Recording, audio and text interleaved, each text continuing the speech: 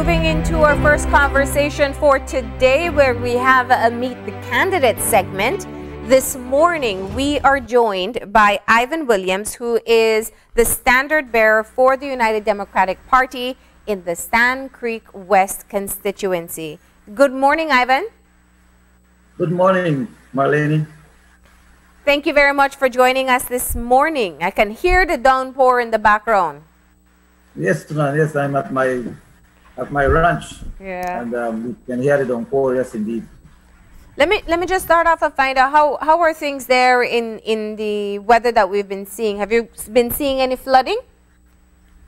Well, we know that the rivers, I've been checking on the rivers, are now swelling rapidly.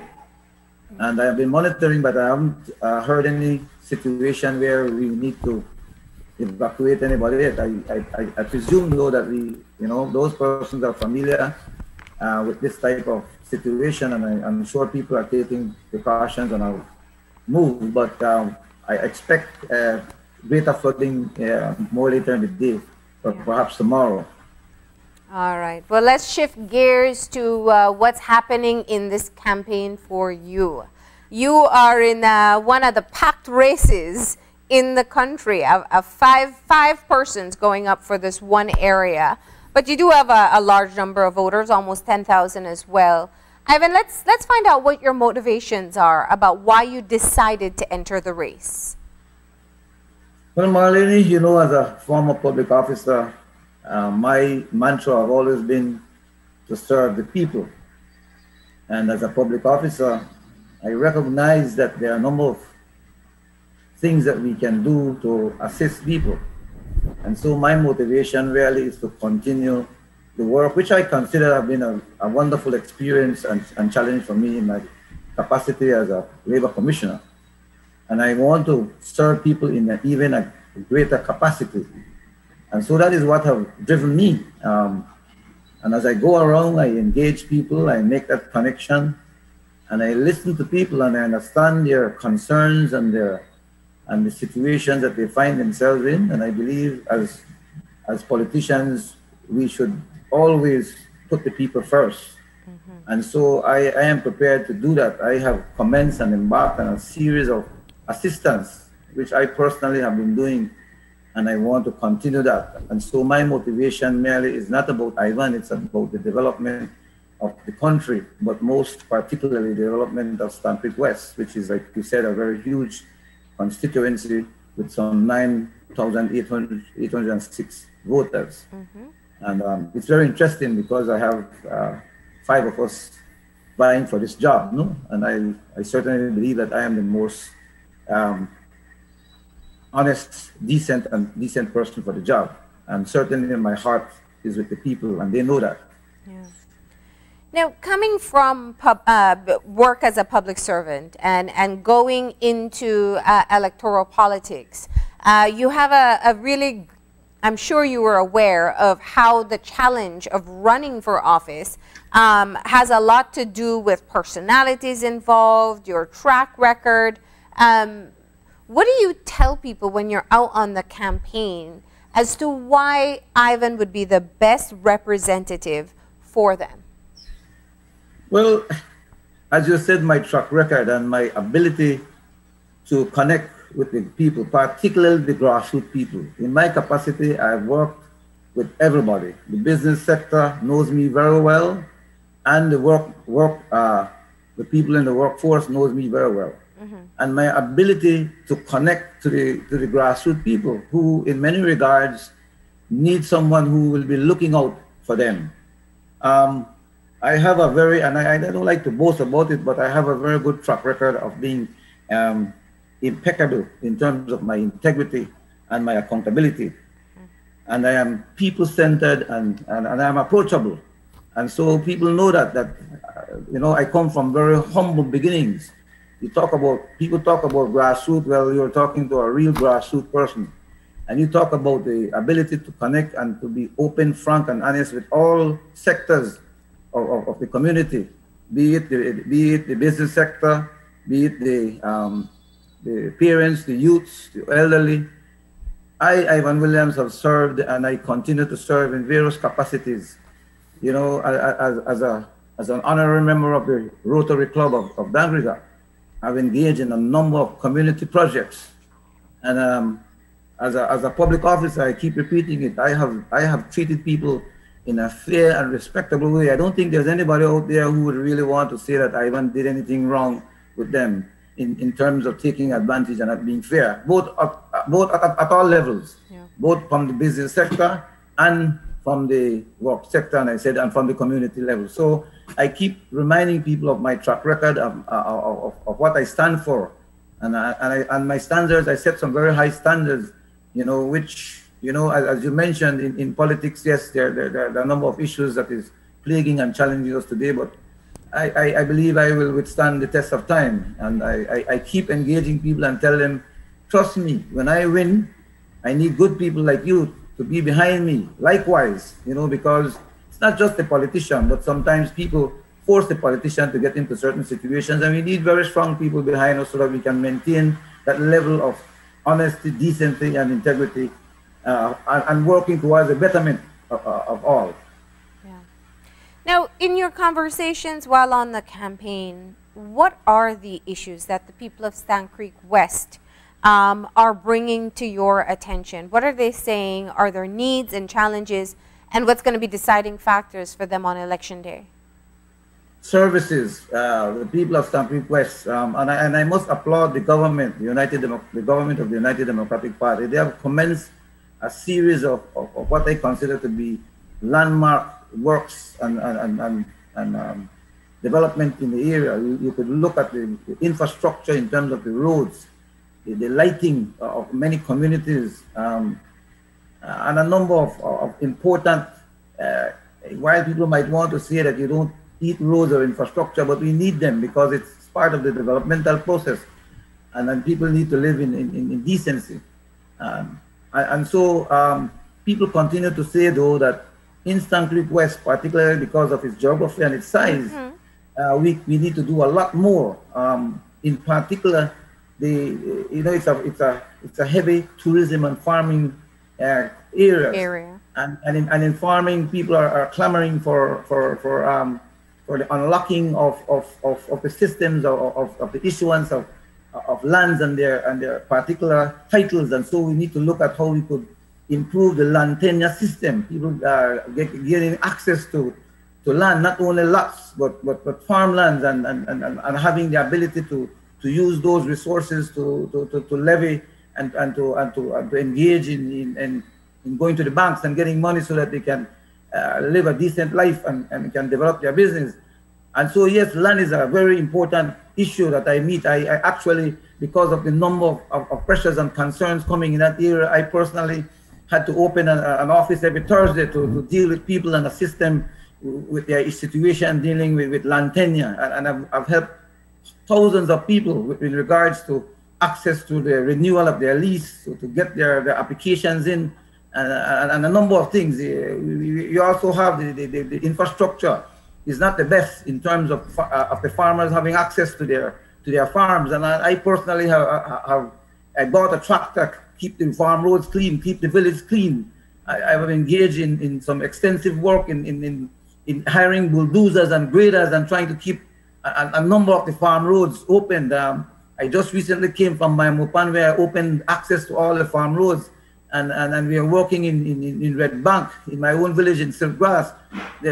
People want access to their farmland so that they can grow their crops and bring it out to the market.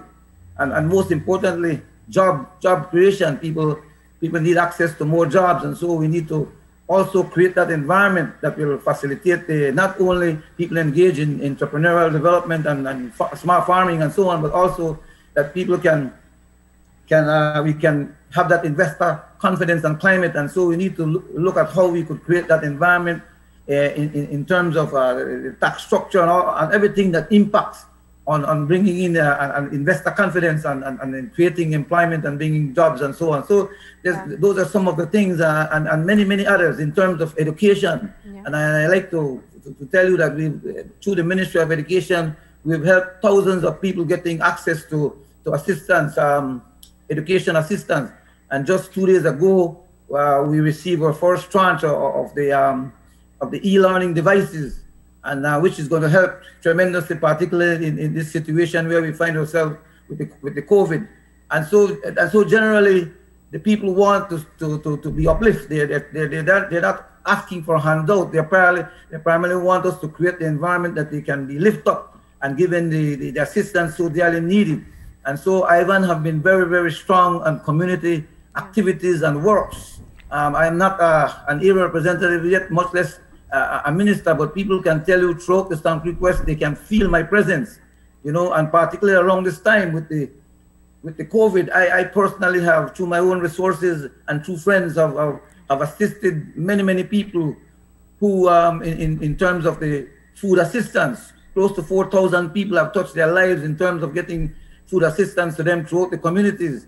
And so there's a lot of things that we can do, and there's a lot of things that people need, and basically it is for us to now work towards that. And I pledge, as soon as I get into office, I will continue that great work and that great connection, and listen to the people and get the assistance, lobby for the assistance, and ensure that Stann Creek West gets its fair deserts in terms of the economic activity. Yes, Marlene. And that's my question. You know, I think we've talked a lot about Stann Creek West recently, actually, because we've been discussing the redistricting case and how you have one of the largest constituencies, and any representative that comes out of that area is representing so many people and so many different interests, Ivan. You are talking about the most critical, or some of the most critical agricultural sector within your areas. You're talking about rapidly growing tourism destinations. And you're also talking about the laborers, the people who will work on those farms and work in those tourism areas as well. So it's many different interests being represented by one person. Let me first ask you what your thoughts are on the redistricting aspect for Stann Creek West, and then how do you prioritize the needs of the almost 10,000 people with different interests there? Well, I certainly support the redistricting. Stann Creek West, we have 26 villages and communities, very, very huge. We have 12 polling stations and 23 polling areas. Yeah. And so certainly it's very, very huge. And when you look at the numbers, the actual numbers, when I look at my numbers, it's 9,806 active voters. It was in the era of 9,864. But when I noticed quite, you know, some people have died, and so I use the active number. Yeah. And yes, we are multicultural. We have a number of interests and so on. And I believe that one of the things that we need to do is to see how we could continue to assist people in getting that basic need for assistance, given the fact that the economy is down and jobs are scarce. And so that's one of the first things we need to do, to continue to assist. But we cannot do that forever. And so we need to jumpstart to see how we could jumpstart the economy. Yeah. And happily, the party have identified a number of areas in which they can do that. And one of them is first to negotiate with the central bank to try and reduce perhaps interest rates, to make it easier for people to have access. And perhaps this might need looking at regulating it, putting in some regulatory framework to address the issue of access to low interest financing, so that farmers can have access to money at low rates, and even the business sector, which is down at this point, that they will, you know, and so on. So those are some of the things that we need to do. We also need to ensure that we fix those elements or those components of doing business, ease of doing business. And my party speaks a lot of the reform that they want to do in terms of the taxation measures, in terms of creating a better environment for the private sector and the labor unions, and ensuring that there is a series of improvements in the administrative and administrative systems of government, to make it not so bureaucratic. One of them is, in particular, as I mentioned earlier, is the unlocking of those situations in in the lands department for access to land that can be used as collateral for business and so on. And so those are the things that I have identified with the party in terms of their overarching plan and some of the things that speak well for Stann Creek West, so that we can do that. Another important thing is if we can bring back that system. I know the Ministry of Agriculture is doing a wonderful job in creating a registration of farmers, but I think a number of farmers are not yet registered, especially those in the small little backyards and different things. And so we need to ensure that everybody is registered under that system, that when assistance comes to the Ministry of Agriculture, that the people who are at that level also join in the benefits of the help, and to bring back a more system where we see greater assistance and training and collaboration between the farmers and the agricultural technicians, and giving them advice in best practices and how to do this in a more marketable way, that your product can meet the highest standards. So there's a whole lot of things that we could talk about, Marlene. Yeah. I know. At that point, no? And with so many voters in the area, clearly there'll be various interests. So let's talk about the practical side of it, though. We are in the middle of a pandemic, and now we are facing, the effects of a storm that's bringing major inundation across the country. How has the campaign been going for you, and how do you ensure that everyone gets some kind of contact to find out what you're all about and why you want to be their representative? Well, as you quite rightly point out that we are in a pandemic, and it brings some challenges in terms of the campaign. We can't do so again in those rallies and mass gatherings. We have to be very mindful of the regulations in terms of the COVID, and in particular, we have to be very careful to be safe. And so I must emphasize the importance of being safe, and for people to constantly wash their hands and wear their masks and so on. And so it has been a bit challenging, but we've been using the social media and other platforms on the webpage, on my webpage. We've been using smaller groups to carry out the campaign. We still have people on the ground. We have quite a number of people who want to join us. We try to use them in different locations so that we don't have this mass gathering and so on. Yeah. And so it has been, I myself personally, despite the COVID, I take my precautionary measures and I am on the ground, but because of the size, I may not have been able to see all my voters, and I want them to realize that this is not because I don't want to see them, it's because of, one, the pandemic, my movement and my being safe. And that's the reason why I have campaign teams in every village. Yeah. I try my best to meet with them on a regular basis and to send the message, and so that they are, and I can tell you they are doing a very wonderful job.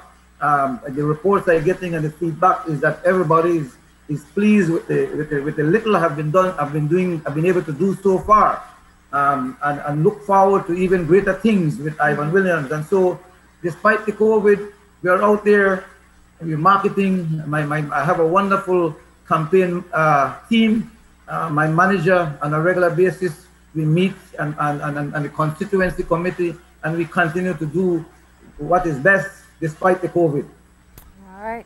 Well, I noticed that in your interview with our news team, you said it's not going to be a margin of 8, it'll be a margin of 800. It was an incredibly close race in 2015. How confident are you feeling going into this election next week, knowing that you are in a very packed race in a very competitive area? Marlene, I'm very, very confident. And this time around, I hate to say this, but I'll say it, and if anybody wants to challenge me on it, I'll take the challenge. Is that Ivan Williams, I feel very confident this time. And even though it's the first time. But the greatest challenge, and I keep reminding people, is that, look, don't be bought. You don't want a situation where you have a person being elected and don't come and visit and meet with you and listen and hear your concerns until another 5 years. And this is what my my main opponent have been doing, or my current area representative. People have been complaining, they don't see you. I mean, you have to go back to these people and look at their services. You can't run away. And so that's one of my strongholds. I have been meeting with the people, and they know me that I'm a man of my word. I will continue to hold clinics. I will continue to meet with the people. I will continue to listen to them, and so on and so on. Something which the opposition of my area representative have not been doing. And it's no longer an issue of trying to, and I hate to say it, but try to give people a quick fix or a little help here and there at a critical moment, and hoping that they're going to receive that and vote you another term. I mean, the people of Stann Creek West have seen it all, and you know, they have said to me, Ivan, I see you work hard, and you're a man who is sincere. And so I take no bones about that. Yeah. My other colleagues that are running, I have no fear, including senior man Melvin Hall, because the things that he has done, he did it under the great United Democratic Party, and people knows that. And so people know that he's no longer running under the umbrella of the United Democratic Party. And people have said to me, don't worry about him, Ivan. We understand the situation. And so I feel comfortable. I don't want to talk much about my colleagues that are running. It's more about me, but I'm just giving you an indication of why I feel so good going into this election. And even though I'm mindful that election is won on election day, there are certain things that I will continue to emphasize and encourage the people to do and not to do in terms of certain strategies and certain things that they might tend to want to lean in a particular conversation, which in the long run will not be beneficial for them. You know, because I come from humble beginnings, I don't have all that resources and so on, but I have a good heart, and people know where I stand for, and I feel very good going into this general election on November 11th. Okay, well, thank you very much for joining us this morning. We do hope, of course, that you stay safe.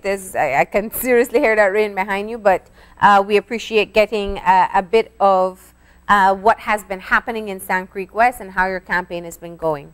Please stay safe. You too, Marlene. Thank you. Right.